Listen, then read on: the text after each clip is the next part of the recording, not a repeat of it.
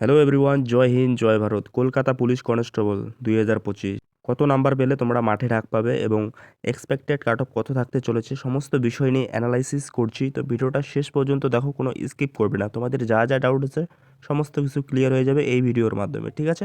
তো চলো মূল পয়েন্টে আসা যাক। দেখো, সবার প্রথম আমরা দেখব যে কলকাতা পুলিশ কনস্টেবল বিগত বছরের কাট অফ কত ছিল এবং সবশেষে এবছর প্রিলিমিনারি কাট অফ কত থাকতে পারে, ঠিক আছে? তো সম্পূর্ণ বিষয় অ্যানালাইসিস করছি, তো ভিডিওটার সাথে থাকো, ঠিক আছে? তো মূল পয়েন্টে চলে আসি।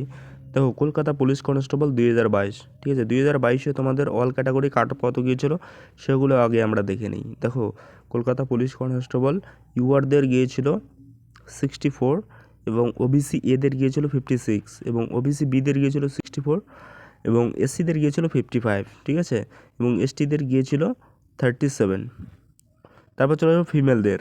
কলকাতা পুলিশ 2022 ফিমেলদের কাট অফ কত ছিল? ইউআরদের ছিল 44 এবং ওবিসি এদের ছিল 27 এবং ওবিসি বিদের ছিল 39 এবং এসসিদের ছিল 35 এবং এসটিদের ছিল 33, ঠিক আছে?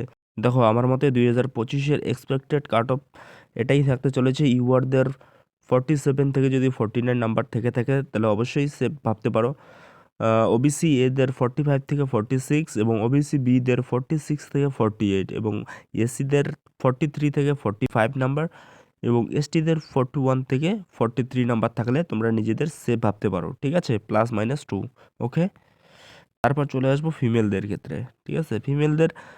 ফিমেলদের ক্ষেত্রে আমি যেটা বলবো, ইউআরদের 41 থেকে 43 নাম্বার এবং ওবিসি এদের 36 থেকে 38 নাম্বার এবং ওবিসি বিদের 38 থেকে 40 নাম্বার এবং এসসিদের 33 থেকে 35 এবং এসটিদের 32 থেকে 34 নাম্বার থাকলে তোমরা নিজেদের সেভ ভাবতে পারো, ওকে? +-2, ঠিক আছে? +-2। সবশেষে এটাই বলবো যে দেখো, 2022-এর যে রিক্রুটমেন্টটা ছিল না, সেখানে কিন্তু কোশ্চেন পেপার ইজি ছিল, ঠিক আছে? কোশ্চেন পেপার ইজি ছিল এবং 24-25-এর যে রিক্রুটমেন্টটা, এখানে কিন্তু আমরা question paper easy to moderate দেখতে পেয়েছি, ঠিক আছে? ইজি টু মডারেট আমরা দেখতে পেয়েছিলাম। তো সেই কারণে কাট অফের প্রভাব দেখতে পারবো। আর সবশেষে যেটা পয়েন্ট সেটা হচ্ছে 2024-25-এর যে রিক্রুটমেন্টটা, এখানে কিন্তু 40% ক্যান্ডিডেট কিন্তু অ্যাবসেন্ট ছিল। এই কথাটা একদমই ভোলা যাবে না। 40% ক্যান্ডিডেট অ্যাবসেন্ট মানে কিন্তু বিশাল ব্যাপার। দেখো, 2024-25 রিক্রুটমেন্টে কিন্তু তোমাদের 20 গুণ ক্যান্ডিডেটকে পাস করানো হবে। তো সেক্ষেত্রে কাট অফের প্রভাবটা এরকমই থাকার কথা, 2-1 নাম্বার এদিক ওদিক হতে পারে, ঠিক আছে? প্লাস মাইনাস করে।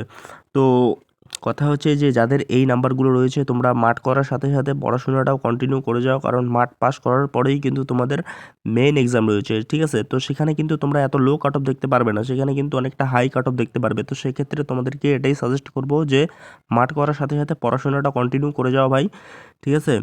তো আমার অ্যানালাইসিস এটাই থাকলো। যদি ভিডিওটা ভালো লাগে তো অবশ্যই একটা লাইক করবে, চ্যানেলটাতে নতুন হয়ে থাকলে সাবস্ক্রাইব করে পাশে থাকবে। কার কত স্কোর রয়েছে আমাকে কমেন্ট করে জানাও। দেখা হচ্ছে পরবর্তী ভিডিওতে। চলো, টাটা, বাই বাই।